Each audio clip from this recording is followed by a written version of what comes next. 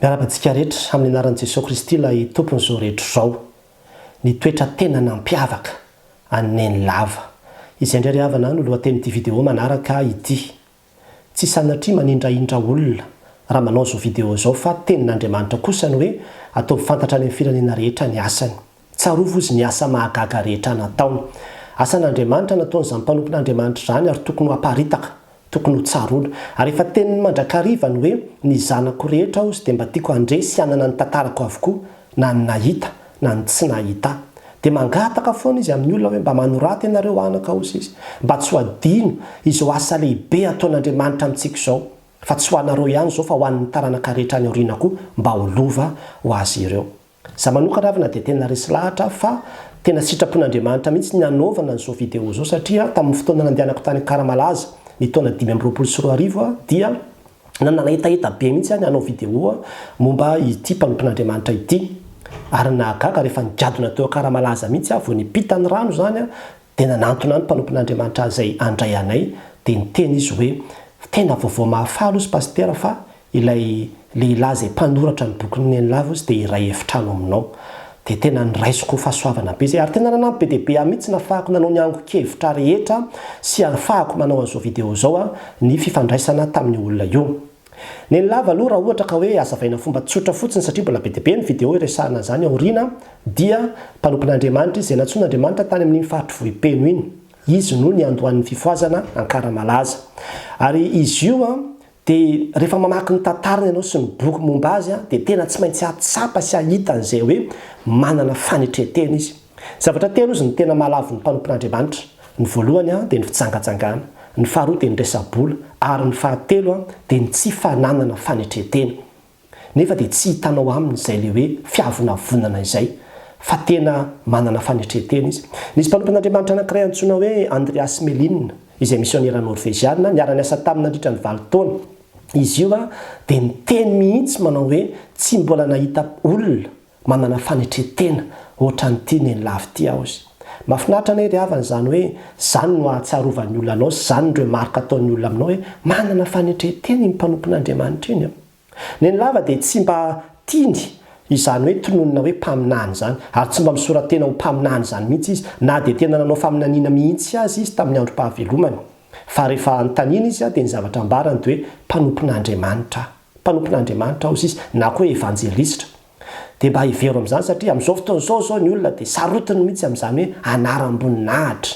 Hoe izao ny anarako, izao dia iny tsy maintsy tononona dia fironona daholo ty anarana rehetrarehetra ity fa teneny fotsiny hoe mpanompon'Andriamanitra. Efa fanetretena lehibe mihitsy izany. Ny lava ihany koa raha ohatra ka ambarantsika ny tantaran'io anarana hoe ny lava io dia izao. Anaram-bositra izy io izay nomen'ny olona tsy tia azy tamin'ny taona 1942. Nanomboka 1941 asa izay nataony izany hoe herintaona fotsiny taorina nanomboana ny asa dia efa somary nisedra olana kely zareo satria nisy an'izay rangahy antsoina hoe Petera, katekista izay niara-niasa taminy ary izy io ny mpitarika tamin'ny voalohany izany. Fa izy io dia variana tamin'ny velon-tenany ihany koa satria samy tsy maintsy mitady vola koa izany izy hiainany dia lasa nangatsiatsika izany ilay asan'Andriamanitra. Dia niteny tamin'i Jesosy ny lava manao hoe manomboka anio izy dia manendry ianao ho mpitarika ity raharaha ity fa mangatsika ny asako. Dia nambarany tamin'ny olona tao Karamalaza zany hoe izao nambarany Jesosy tamiko dia nisy vehivavy anankiray nandre an'izay dia lasa nandeha nanao taty-bolana tany amin'ilay hoe katekista Petera io. Dia nilazainy tany zany hoe izao nambarany lava hoe ianao hony dia aongan'i Jesosy ary sorona aminao no fanahy masina. Tezitra be ilay Petera dia natsonony ny lava dia nitabatapaina izy mivady tao.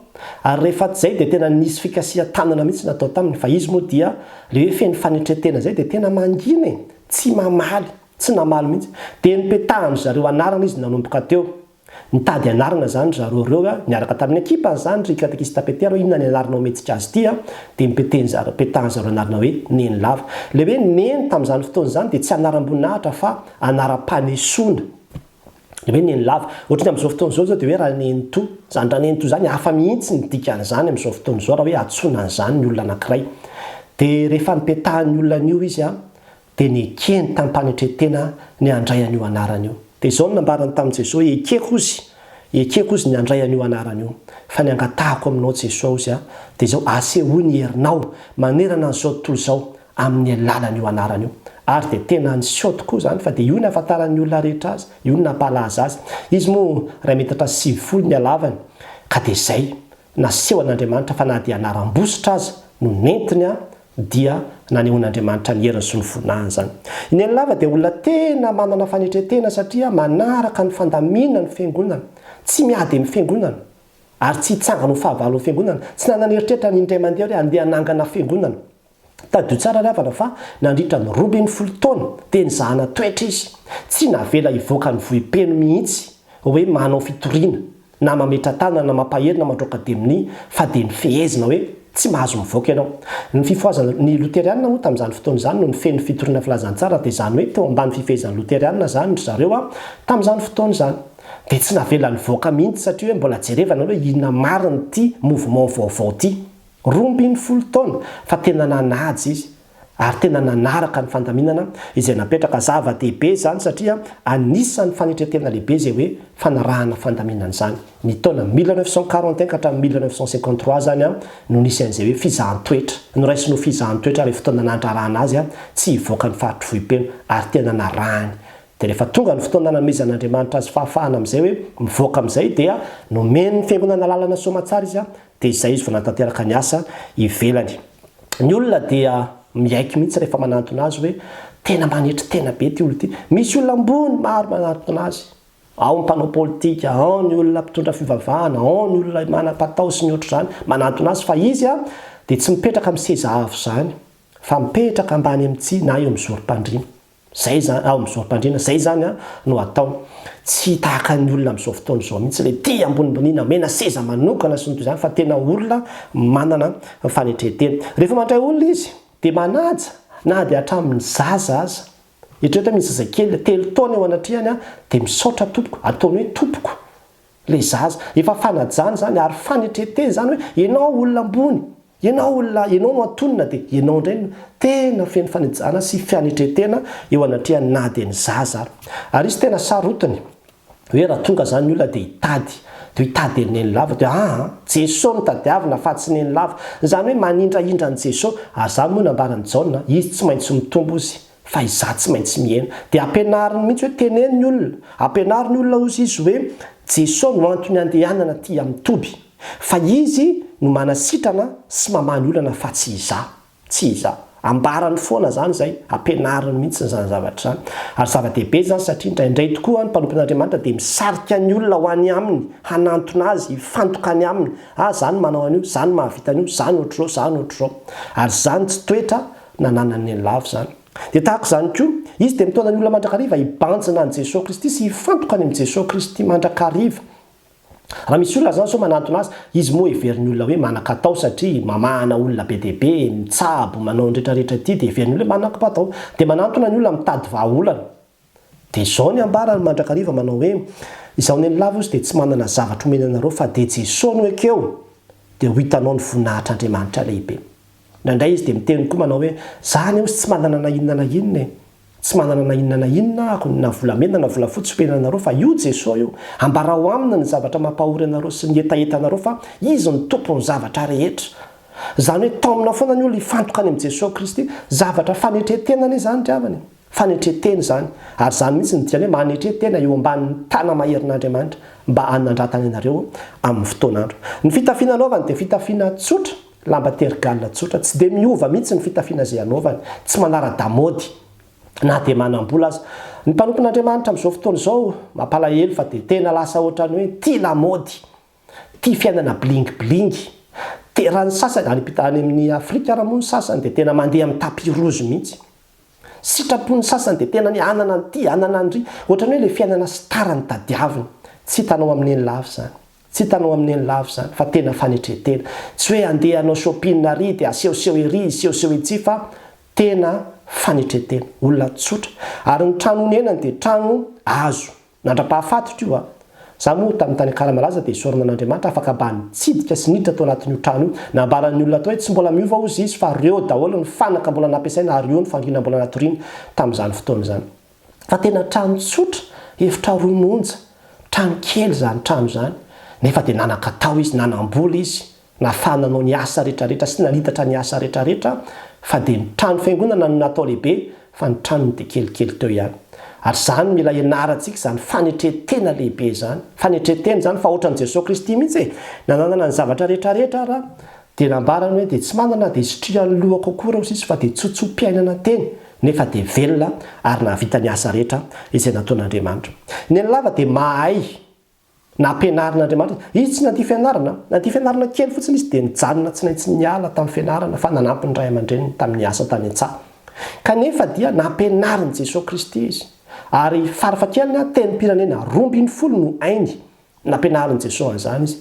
Nefa dia izao rehefa misy vahiny eo zany dia aleony foana ihany maka-pandika teny fa tsy tonga dia izy hoe mahay an'ilay tenim-pirenena. Mbola resahantsika izay resaka hoe teny amin'ny fiteniny tsy fantatra izay. Satria nampianarin'Andriamanitra izy, nampianarin'i Jesosy tenim-pirenena be dia be izy ary ireo tenim-pirenena ireo ifampiresahana amin'i Jesosy izay hoe teny tsy fantatra. Dia raha misy fotoana zany misy olona zao mandika teny dia asiny mandika teny olona mba tsy haisehony zany za mahay an'izany teny zany dia ndao za mihitsy tonga dia resaka aminao eto dia miseho milay. Fa dia izao fotsiny ny afatary hoe hainy le izy rehefa tena kofina ilay mpandika teny tsy mahita izay ambara amin'ilay teny zany dia izy no mandika an'izy avy hatrany amin'ny teny malagasy. Io zany afatary hoe hainy zany le teny kay. Dia izany fanetreteny zany hoe tsy miseho zavatra, tsy miseho mahay, tsy miseho inona. Ary ny tena lehibe indrindra amin'izany dia ny fanekeny izay rehetra ambaran'i Jesosy Kristy. Tena izay. Tena hoe mpanompo mahatokon'i Jesosy Kristy izy ka izay lazain'i Jesosy Kristy dia izay no ataony. Nisy fotoana izy nandeha nanao asa tamina faritra anankiray dia nisy mpanompon'Andriamanitra atao hoe nikarakara sakafo azy anasany zareo zany izy sakafo atoandro. Dia ilay mpanompon'Andriamanitra zany mpanompon'Andriamanitra mpiasa fahasalamana dia efa vita tsara daholo ny sakafo. Ny olona nefa mirohatra ihany manao dinika aminy zany atsy ambadika. Dia tonga foana ilay olona sasany efa vonona ny sakafo.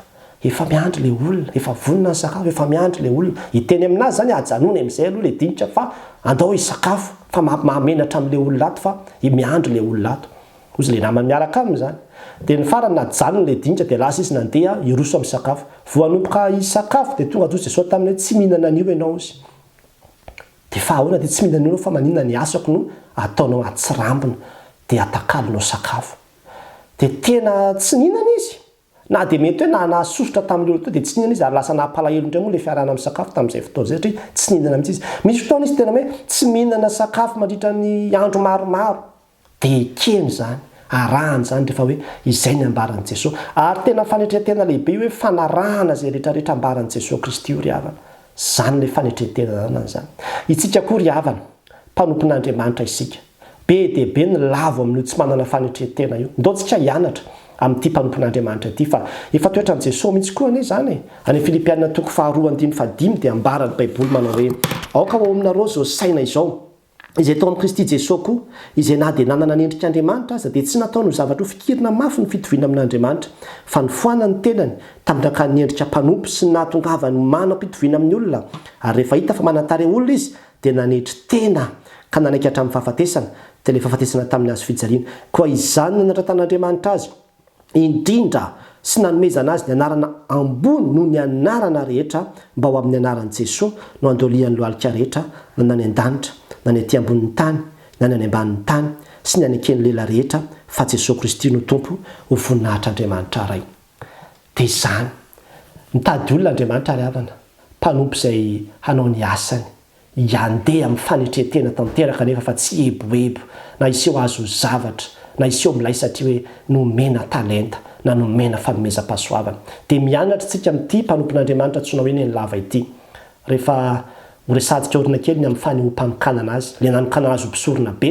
Fa tena ny teny tamin'i Jesosy amin'ity hoe tsy mendrika an'izany fa ianao Andriamanitra mendrika an'izany tompo kosa izy. Fa tsy mendrika an'izany mihitsy fa dia ho resadika ny amin'izay. Fa dia izao aloha andaontsika hianatra. Angatao amin'ny tompo mihitsy hoe tompo esory ny avinavina, esory ny fiheveran-tena ho zavatra, esory ny fireriana rehetra ty anatiko aty fa tafio ny fanetretenanao a Jesosy Kristy hanovako ny asanao. Na asa any amin'ny asa-panjakana io na amin'ny asan'Andriamanitra io, ninonina ataontsika andao hianatra an'izay fanetretena izay tsika satria io no anisan'ny toetra anankiray, zavatra anankiray mahalavo mpanompon'Andriamanitra maro. Izay manetretena anao sandratra fa izay manandra-tena no ahetry. Manetretena ambany tanan'Andriamanitra anandratana ianareo amin'ny fotoan'andro. An'Andriamanitra rerany voninahitra. Amen.